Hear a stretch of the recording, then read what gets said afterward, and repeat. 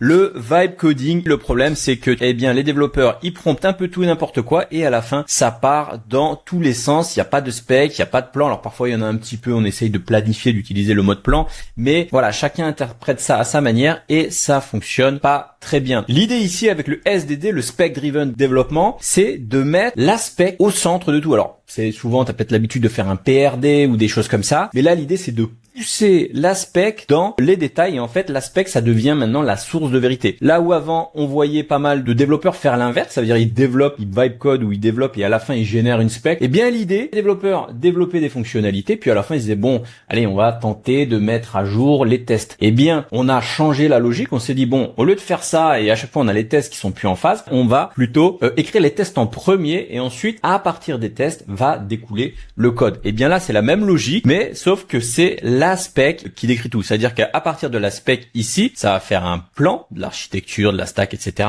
Ensuite, ça va créer des tâches, ça va faire les tests et aussi ça va donc générer le code, etc.